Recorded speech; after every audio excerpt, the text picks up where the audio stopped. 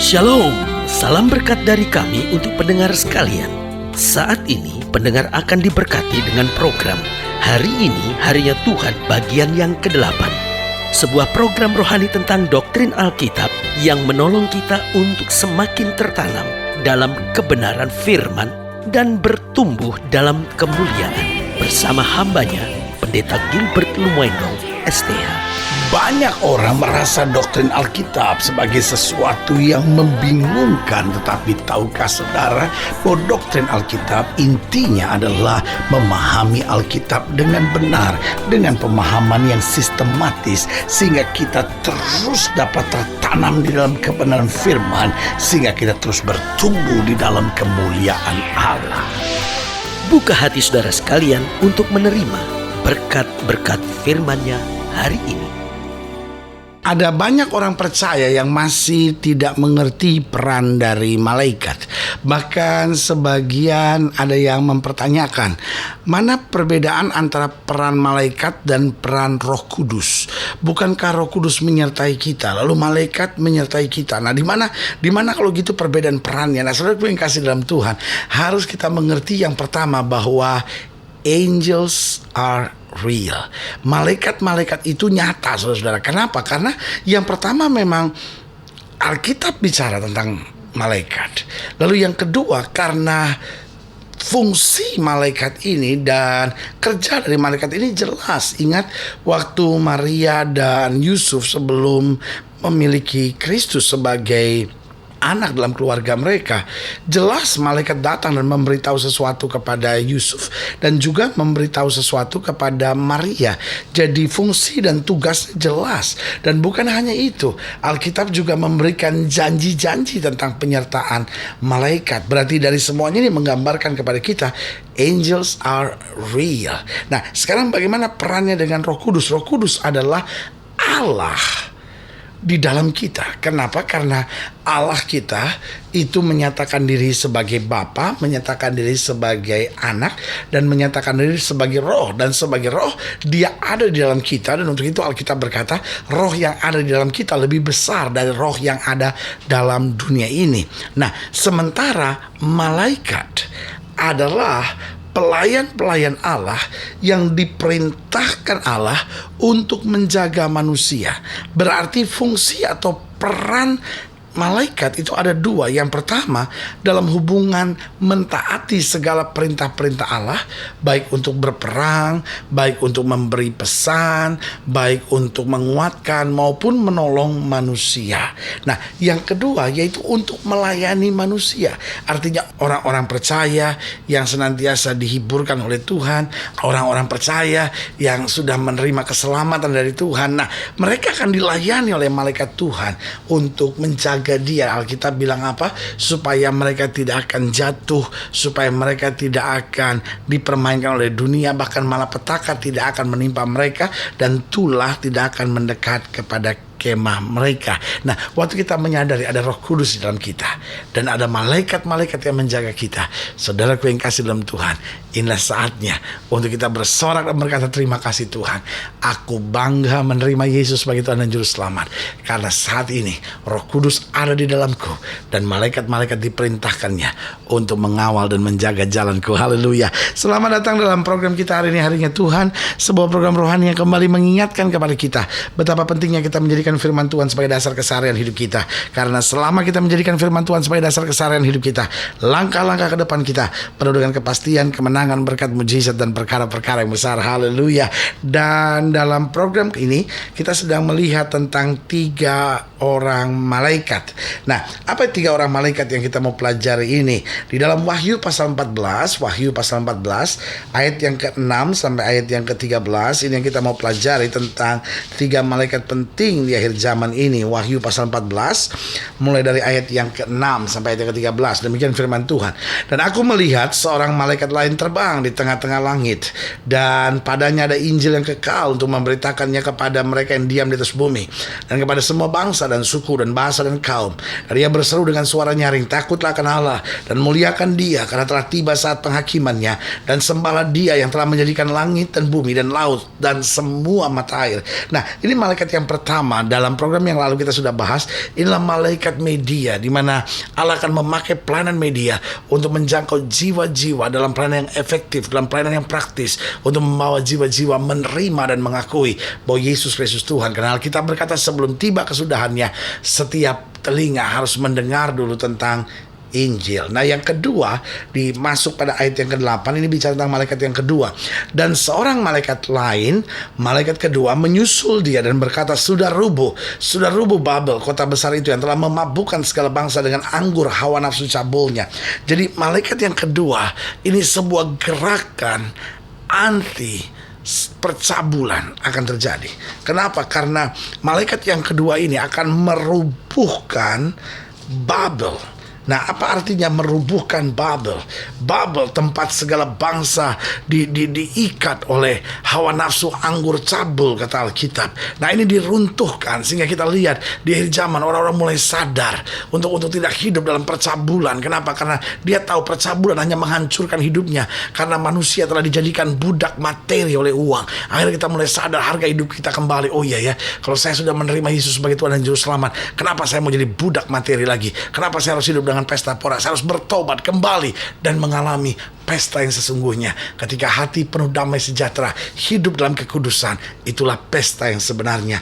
Lalu yang ketiga, pada ayat yang ke-9 dikatakan, dan seorang malaikat lain lagi, malaikat ketiga menyusul mereka dan berkata dengan suara nyaring, jikalau seorang menyembah binatang dan patungnya itu dan menerima tanda pada dahinya atau pada tangannya, maka ia akan minum dari anggur murka Allah yang disediakan tanpa campuran dalam cawan murkanya, dan ia akan disiksa dengan api dan belerang di depan mata malaikat-malaikat kudus dan di depan mata anak domba. Maka asap api yang menyiksa mereka itu naik ke atas sampai selama-lamanya, dan siang malam mereka tidak henti-hentinya disiksa. Itu mereka yang menyembah binatang serta patungnya itu, dan barang siapa yang telah menerima tanda namanya. Malaikat yang ketiga adalah malaikat murka Allah yang menjatuhkan hukuman bagi orang yang selama ini menertawakan kebenaran.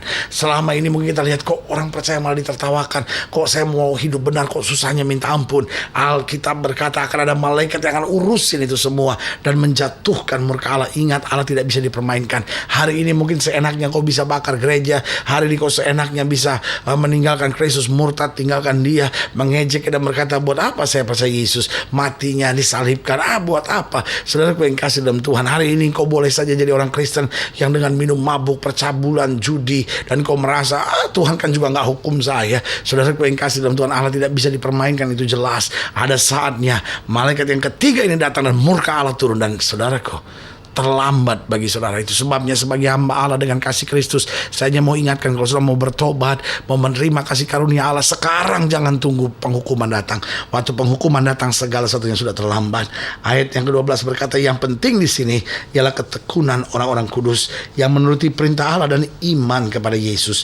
Dan aku mendengar suara dari sorga berkata, tuliskan, berbahagialah orang-orang yang mati dan yang mati dalam Tuhan sejak sekarang ini. Sungguh, kata Roh, supaya mereka beroleh istirahat dan jerih payah mereka. Sungguh, kata Roh, supaya mereka boleh beristirahat dari jerih lelah mereka, karena segala perbuatan mereka menyertai mereka. Nah, berarti saudaraku yang kasih dalam Tuhan, di sini dijelaskan tentang 3 orang malaikat yang akan hadir di akhir zaman. Tapi dijelaskan juga sikap yang penting dimiliki oleh orang percaya. Yang pertama itu ketekunan orang kudus.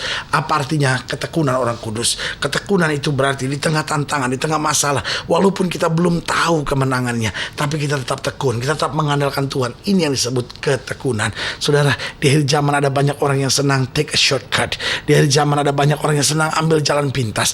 Jalan pintas untuk sukses, jalan pintas untuk kaya, jalan pintas untuk berhasil. Tapi hari ini saya mau beritahu, untuk sukses, untuk berhasil, untuk berkelimpahan, tidak ada jalan pintas. Yang ada ialah perjuangan, yang ada ketekunan. Dan waktu kita tekun, waktu kita berjuang, kita mengandalkan Tuhan dalam hidup kita, di situ kita melihat janji-janji Tuhan tergenapi dalam hidup kita. Jadi yang pertama, setiap kita tekun. Saudara-saudara yang mendoakan suami-suami belum bertobat, tekunlah. Saudara-saudara yang sedang bergumul dengan usaha, dengan dagang saudara, dengan pekerjaan saudara, tekunlah. Orang-orang muda yang sedang meniti karir, bertekunlah. Karena hanya orang-orang orang-orang yang tekun, yang berjuang, yang mengandalkan Tuhan, yang akan melihat kemuliaan Tuhan dinyatakan. Yang kedua, orang percaya harus apa? Harus menuruti perintah Allah, kata Alkitab. Harus menuruti perintah Tuhan. Karena jelas di ayat yang ke-12 dikatakan, yang penting di sini, yang pertama ialah ketekunan orang-orang kudus. Dan yang kedua, yang menuruti perintah Allah. Saudaraku yang kekasih dalam Tuhan, kalau kita mau menuruti hawa nafsu dunia, kita pasti jatuh. Karena Alkitab sudah bilang, dunia ini sedang lenyap dengan segala keinginannya, tapi orang yang melakukan kehendak Tuhan akan tetap hidup sampai selama-lamanya. Artinya apa? Waktu kita menuruti perintah Tuhan, kelihatannya berat, kelihatannya sukar, kelihatannya penuh tantangan. Tapi kalau kita jalan terus bersama Tuhan, kita jalan terus bersama Tuhan, kita jalan terus bersama Tuhan. Dengar baik, orang yang menuruti perintah Tuhan, itu yang justru melihat kemenangan yang besar. Yang ketiga, yang terakhir, masih di ayat yang ke-12. Di ayat yang ke-12 berkata begini, dan iman kepada Yesus. Apa artinya iman kepada Yesus? Yaitu mempertahankan iman kita. Itu sebabnya Yesus berkata, jika anak manusia datang kembali, masihkah dijumpai iman? Bisa saja orang punya iman, karena iman timbul dari pendengaran, dan pendengaran akan firman Kristus. Kita dengar firman, kita punya iman. Tetapi saudaraku yang kasih dalam Tuhan, iman kita bangkit justru ketika kita melalui ujian dan tantangan. Ada banyak orang dengar firman, tetapi ketika di tengah tantangan, di tengah ujian, di tengah persoalan, akhirnya imannya runtuh. Ini yang saya katakan, bahwa kita harus mempertahankan iman kita. Saudaraku, setan tahu bahwa iman adalah benteng. Setan tahu bahwa iman adalah senjata. Artinya begini, waktu kita memiliki iman, itu adalah benteng kita untuk memadamkan serangan-serangan si jahat. Dan setan juga mengerti bahwa dengan iman kita akan lihat perkara-perkara besar dinyatakan, karena Alkitab sudah berkata, sesuai dengan iman kita jadi pada kita. Jadi iman adalah pedang untuk merebut kemenangan kita. Tetapi saudaraku yang kekasih dalam Tuhan, yang setan mau serang langsung adalah iman kita. Dan waktu iman kita menjadi tumpul, iman kita runtuh, maka kita gak akan melihat kemenangan besar. Sebagai hamba Allah, saya mau ingatkan, iblis boleh saja menyerang iman kita, tapi bertahan terus, isi iman kita terus dengan kebenaran. Maka saudaraku yang kasih dalam Tuhan, justru di tengah serangan bagaimanapun, iman kita memadamkan serangan si jahat, dan kita melihat kemuliaan Tuhan dinyatakan. Ini saatnya setiap orang percaya tekun dalam segala perkara, menuruti perintah-perintah Allah, dan akhirnya mempertahankan iman senantiasa kepada Yesus. Sekali iring Yesus, tetap iring Yesus. Haleluya. Kalau saya ingin dilayani lebih jauh, hubungi kami melalui telepon, hubungi kami melalui surat, kunjungi website kami, karena kami ada untuk membawa Bapak Ibu Saudara senantiasa lebih dekat pada Tuhan dan mengalami kasih kuasa mujizat yang luar biasa. Haleluya. Secara khusus melalui program ini juga kami mau berdoa buat siap yang sakit, siap yang berbeban berat, karena kita percaya bahwa bagi Allah tidak ada perkara yang mustahil. Nah, saudara-saudara yang didoakan secara khusus, boleh taruh tangan kanan saudara di dada, dan kita akan berdoa. Mari kita berdoa. Bapa, dalam nama Yesus, hamba berdoa buat yang sakit, hamba doa buat yang berbeban berat, hamba doa buat setiap mereka yang sedang menghadapi masa-masa yang sukar. Bapa, hamba berdoa di dalam nama Yesus, Tuhan jamah, Tuhan bangkitkan iman mereka, kuatkan iman mereka Tuhan. Jadikan kami semua sebagai orang-orang percaya yang tekun, yang menuruti perintah-perintah Allah dan tetap mempertahankan iman dalam segala perkara. Tantangan boleh ada, tapi bagi kami cinta Yesus tetap segala-galanya. Yang sakit Tuhan sembuhkan, yang lemah Tuhan kuatkan, yang susah Tuhan hiburkan, orang-orang muda diperbaharui, dan setiap mereka yang sedang bingung dengan usahanya, dengan keluarganya, boleh menerima jalan keluar. Di dalam nama Yesus kami berdoa. Haleluya. Amin. Saudaraku yang kasih dalam Tuhan, kita sudah berdoa. Ingat, Allah tidak pernah lalai menepati janjinya. Inilah saatnya buat kita untuk bangkit bersemangat, bersuka cita dalam menghadapi segala perkara. Karena kita tahu Yesus segalanya. Yesus kekasih jiwa kita. Yesus Tuhan yang mengerti setiap tetesan air mata kita. Doa saya menyertai saudara. Sampai berjumpa pada program berikut. Dan jangan lupa, jadikan hari ini harinya Tuhan. Haleluya.